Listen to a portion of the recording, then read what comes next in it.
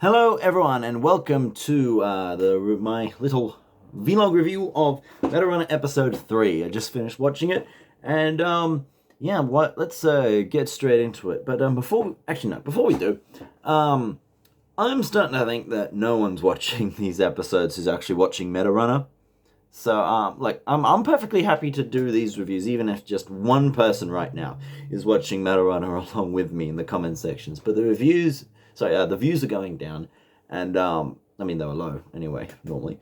And I'm just questioning whether this vlog series is worth my time. I enjoy critiquing it, but after this third episode, I seem to feel like unless something huge happens in like the middle or at the end of this series, which, let's face it, the series is probably going to end in a cliffhanger, I'm going to be a bit of a negative Nancy. So, if you guys are watching MetaRunner with me, please just leave a comment, anything. It can be just like a full stop. It can be a space comma, if you watch Conspiracy Cats.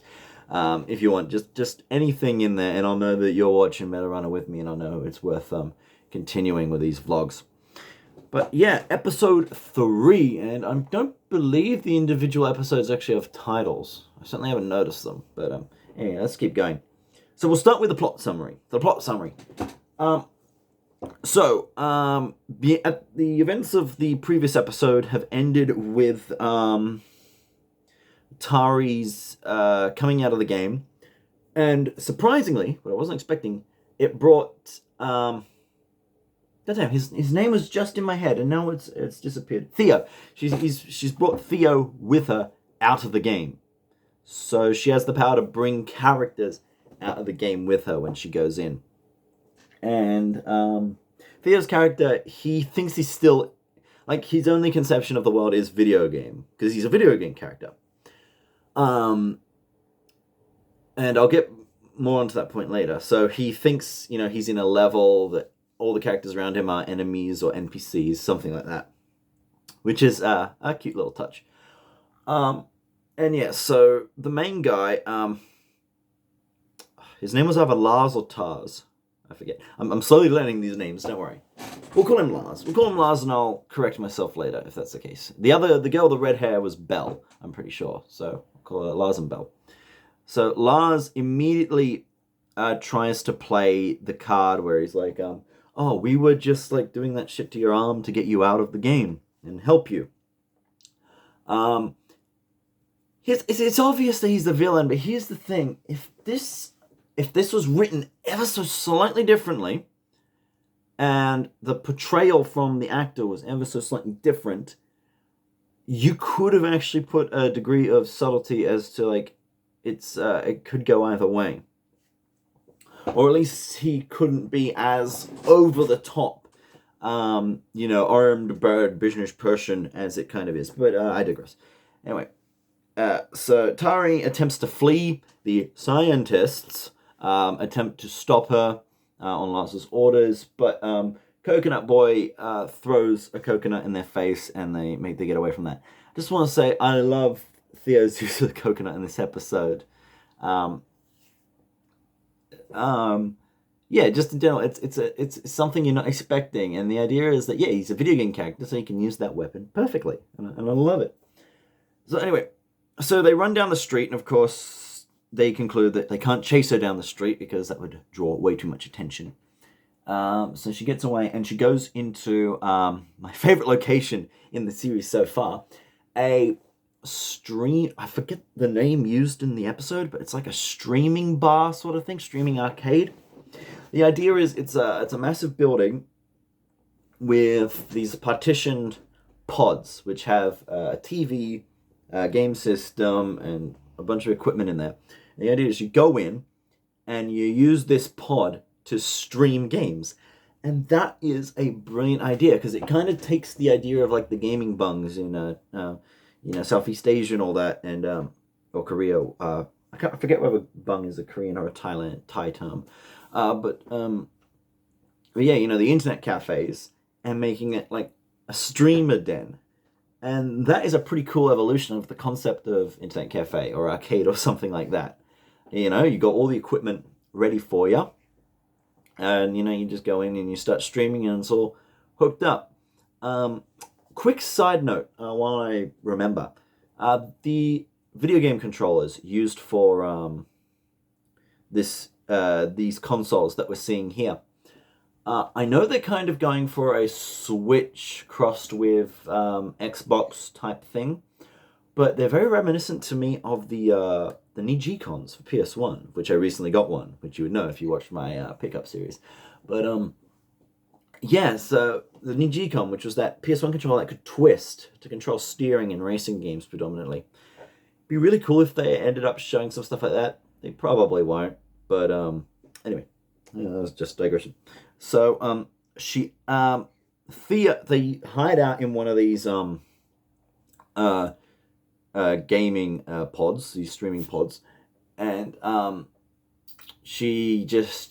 Tari just sits down and takes in everything. She thinks she can hide there for a little while, and she gets flashback to what happened just before the surgical procedure that we saw at the beginning of episode 1, which didn't really give much away, but just a nice bit, and I think it was a nice moment.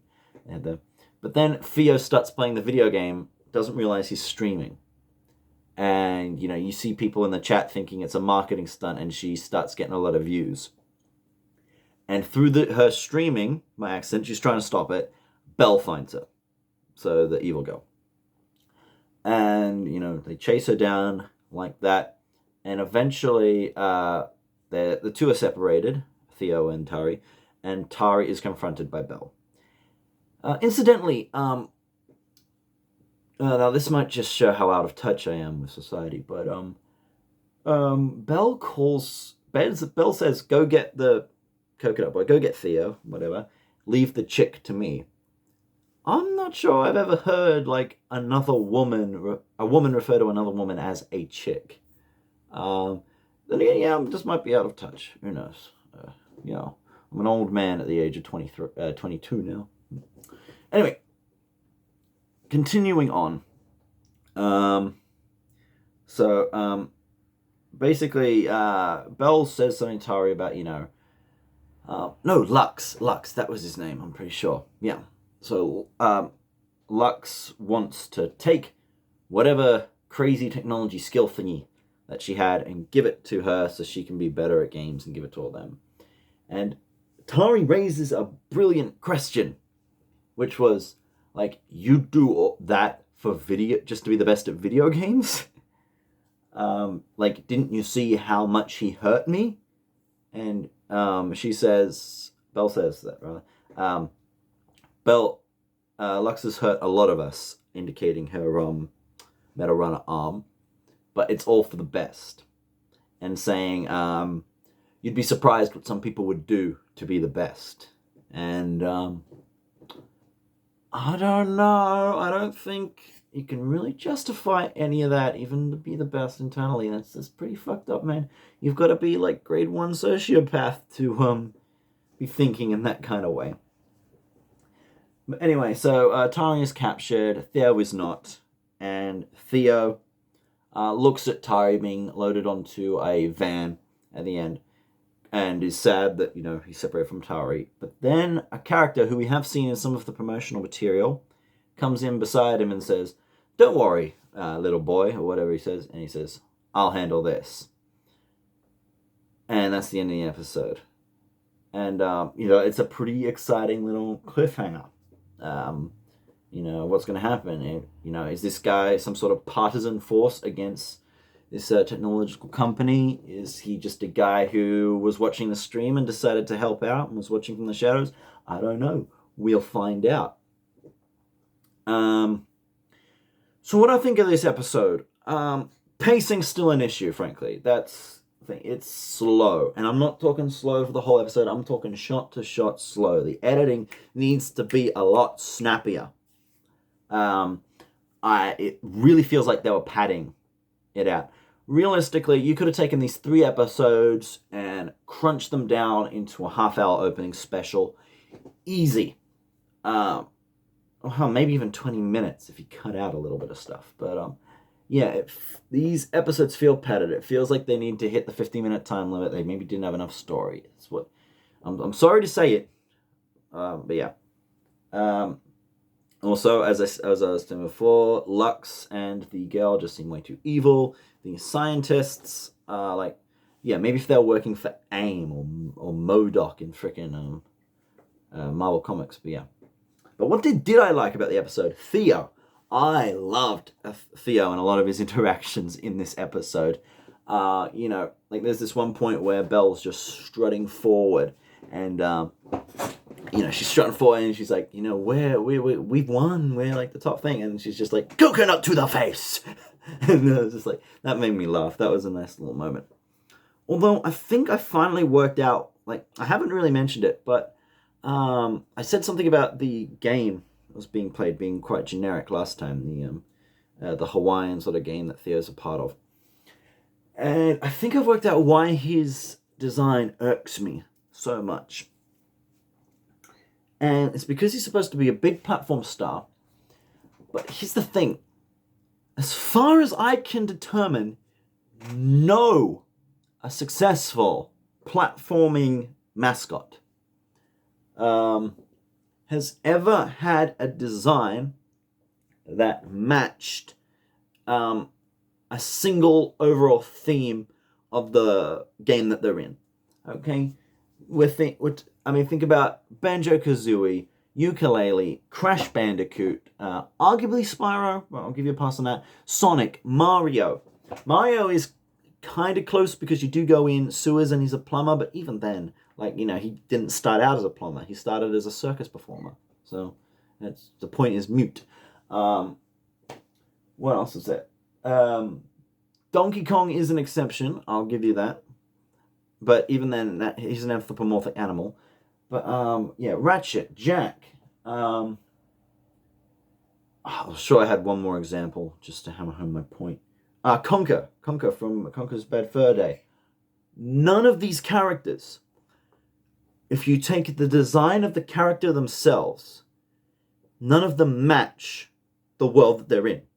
They're designed to look like they can go into any world, giving a lot more freedom to the game design. And that is, I think, part of the reason why the game looked so generic, because it's designed as one universe. So therefore, we feel like that one level is all that exists. And that made it feel a lot smaller than it perhaps deserved. But anyway, let's keep going. As I said before, really like that idea of the streaming bar. That is a perfect idea of the next step up from arcades and all that.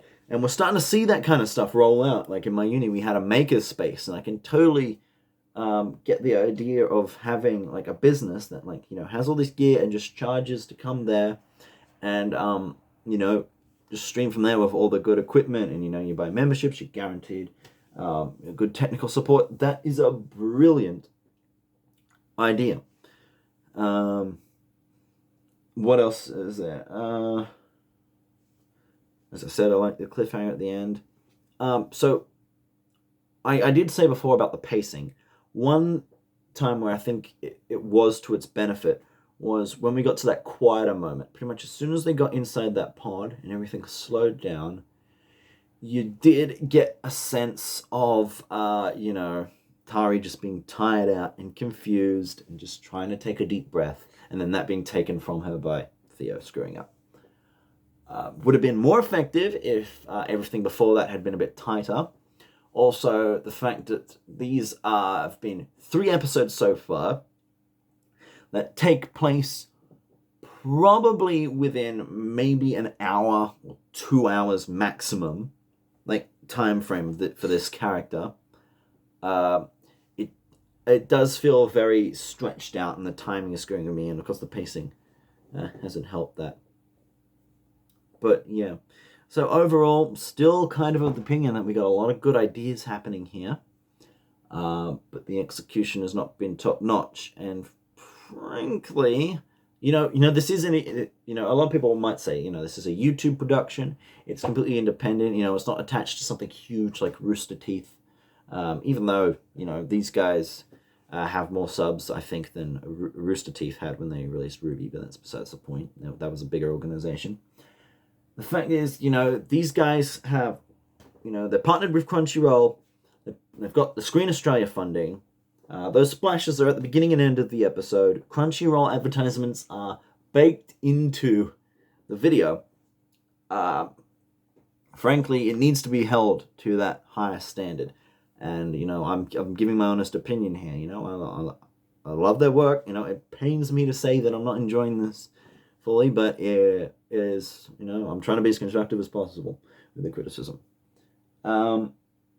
Also, technical issue on YouTube, and YouTube has been notorious for this in the past, especially in that big confrontation scene between Tari and Belle. The black levels around the room were crushed to hell, and you got those, those rings around the darker areas, if you know what I mean, if you're a bit of a technical video guy. Yeah, that was just distracting in the background, but, that's YouTube and their bitrate for you. But anyway, so that was my opinion of episode 3. Looking forward to episode 4, especially after that cliffhanger. Again, I don't know if I'll keep doing these videos if nobody is watching, so just leave any kind of comment, and I'll know that somebody values this opinion in some way, shape, or form. So anyway, guys, I'll see you guys on Monday for the pickups video. I didn't put one up last week, sorry about that, but I didn't find anything, frankly. It was the first week in a long time I had. Anyway, so see you guys on Monday. Yeah, bye.